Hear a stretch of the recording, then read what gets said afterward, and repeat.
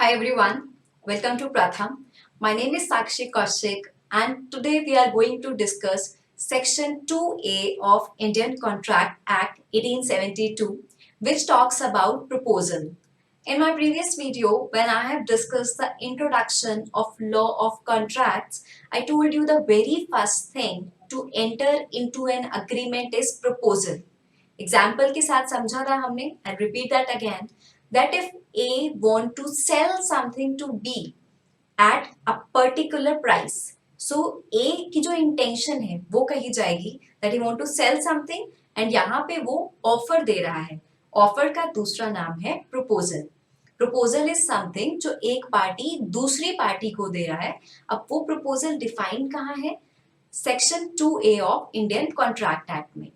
In front of you can see there's a picture that it says कि contract तक पहुंचने के लिए कहां से कैसे स्टार्टिंग होती है. आप देख सकते हैं अपने सामने सबसे पहले एक ऑफर या प्रपोजल जाएगा. अब उस ऑफर एंड प्रपोजल के लिए क्या क्या रिक्विजिट्स हैं आज वही सब डिस्कस करेंगे in this video.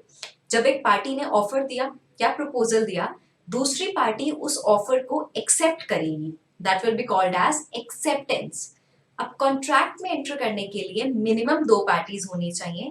First party वो जो ऑफर दे रही है, सेकेंड पार्टी वो जो उस ऑफर को एक्सेप्ट करेगी. जब ऑफर और एक्सेप्टेंस हो गया so it becomes a promise. अब जब प्रॉमिस बना and when this promise will be backed with consideration, promise बनने के बाद एक चीज कंसीडरेशन भी साथ में होनी चाहिए, तब वो चीज बनेगी agreement. In my previous video I have discussed that consideration is something which may be a right or interest or anything which is flowing between both of the parties.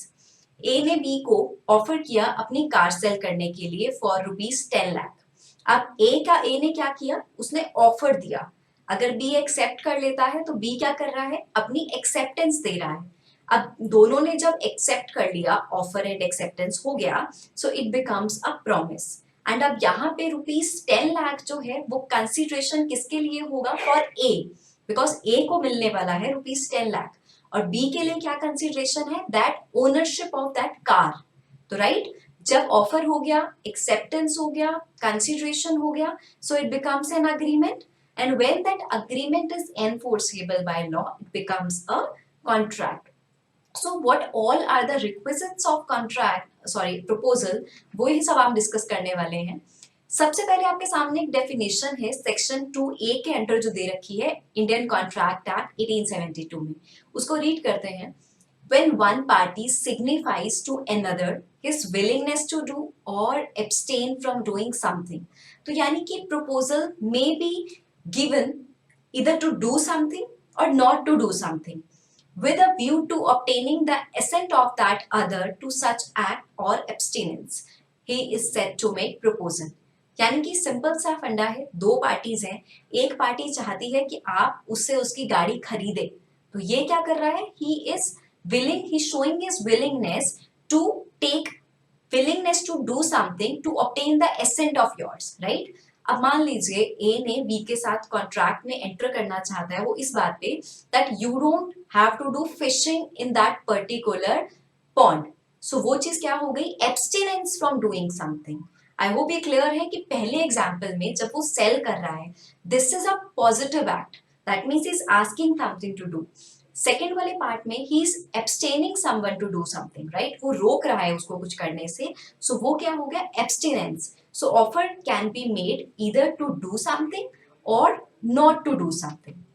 अब proposal के लिए क्या क्या requisites हैं वो समझते हैं. सबसे पहला है plurality of persons. अब एक इंसान खुद को proposal नहीं दे सकता. proposal देने के लिए 2 पार्टीज का होना बहुत जरूरी है. एक पार्टी कही जाएगी ऑफरर, दूसरी पार्टी की कही जाएगी offeree. Same party offeror and offeree नहीं हो सकती. Second is communication of the proposal to offering. अब आप अपने मन में सिर्फ सोच रहे हैं that I want to sell my land to B, so this is not a proposal. Proposal has to be communicated to the offeree or the one who is going to accept it. So I hope आपको communication वाला point भी clear है. Third is object of making the proposal. Proposal में क्या object है वो clear होना चाहिए. What ever examples I am taking उसमें ऑब्जेक्ट है. पहला एग्जाम्पल मैंने कार सेल करने का दिया, सो उसमें selling the car is the object. Second is asking a person not to do fishing in a particular pond. वहां पे वो ऑब्जेक्ट है दैट आपको फिशिंग नहीं करनी है. ऑब्जेक्ट कुछ भी हो सकता है. It can be selling, it can be buying, और it can be any sort of object. Fourth is that the terms of proposal should be certain and clear. आप A B को नहीं कह सकता कि आप मेरा पेन खरीद लीजिए फॉर ₹10 और 15, बिकॉज ये सिचुएशन क्लियर नहीं है. यहाँ पे टर्म्स क्लियर नहीं है. या तो आप 10 कोट करिए या आप 15 कोट कीजिए, बट आप क्लियर एंड सर्टेन टर्म्स रखिए. Fifth is intention to create legal relationship. एक प्रपोजल देने के टाइम पर the parties should have an intention to enter into legal relationship. In my previous video, I have discussed about the objectivity test. That is, what is appearing to other person. आपको अगर intention के बारे में detail में समझना है, so please refer to my previous video. So ये सब थी proposal की requisite. अब proposal का communication कैसे होगा? How is it made? सबसे पहली चीज क्या है, आपकी जो इंटेंशन है आप उससे कम्युनिकेट करेंगे. For example, I want to sell my car. अब आई हैव एन इंटेंशन कि मेरा एजेंट जाकर बी से बात करे. So that is completely upon my intention that how I want to communicate it to the other party. And अब ये माना कब जाएगा कि कम्युनिकेशन और प्रपोजल हो चुका है?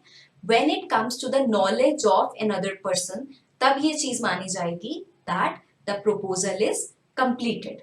Mind it, कैसे होगा? How it is made? By whatever method you want to intend to communicate it, right?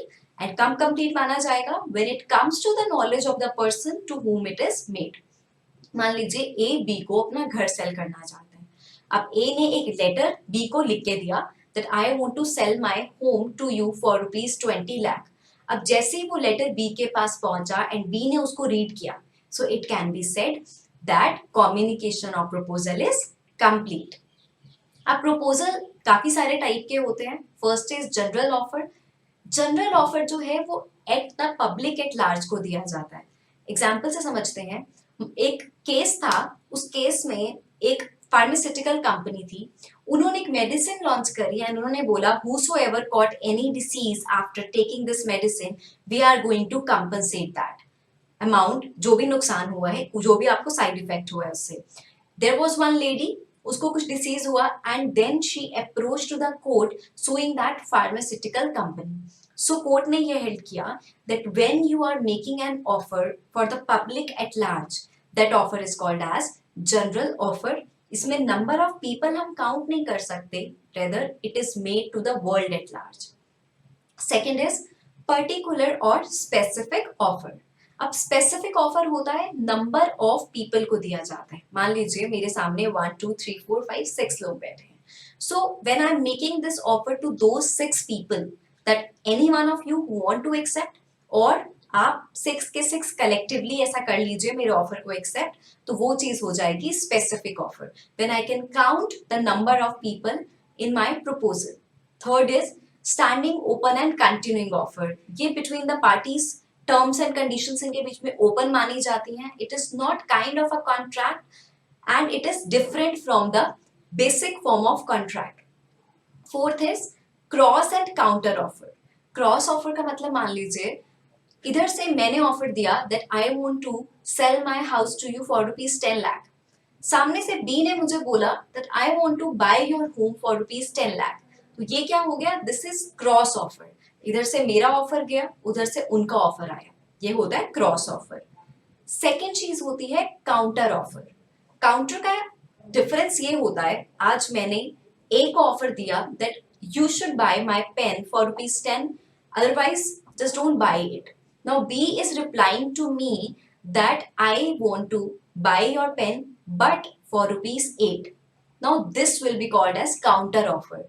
जो मेरा ऑफर ओरिजिनली था फॉर ₹10, वो लैप्स हो चुका है and rather what offer has been made by B to me, ₹8 वाला, now that is a fresh offer and now the parties will interchange their position. He will be called as offerer and I will be called as the acceptor if I am ready to accept his offer. Offer and invitation to offer ये दो अलग चीजें हैं. Offer आप समझ चुके हैं that when you are showing your willingness to enter into a relationship. Offer is proposal only, ये आपको अब तक क्लियर है. Invitation to offer is different from offer. अब आप मान लीजिए आप डेली शॉपिंग करने जाते हैं ग्रोसरी स्टोर में या वेबसाइट्स पर, so they are inviting you to make an offer. एक इजी एग्जांपल से समझते हैं.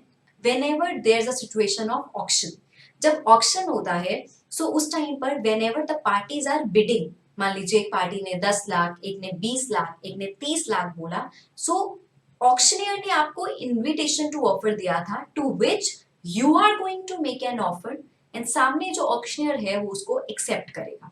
आई एम रिपीटिंग अगेन, ऑक्शनियर ने आपको इनविटेशन टू ऑफर दिया दैट आप आइए एंड ऑफर कीजिए. आपने उसको ऑफर दिया, ऑक्शनियर उसको बाय हैमरिंग, जब वो हैमर उसको मारेगा वहां पे एक्सेप्ट करने के लिए, so that will be called as acceptance. So invitation to offer में एज सच कोई इंटेंशन नहीं होती पार्टीज की लीगल रिलेशनशिप में एंटर करने की. Rather it is only that they want to negotiate the terms and conditions between them. So this was about all the things under the proposal. Good luck and all the best for your semester exams as well as your law entrances. Good luck. Thank you.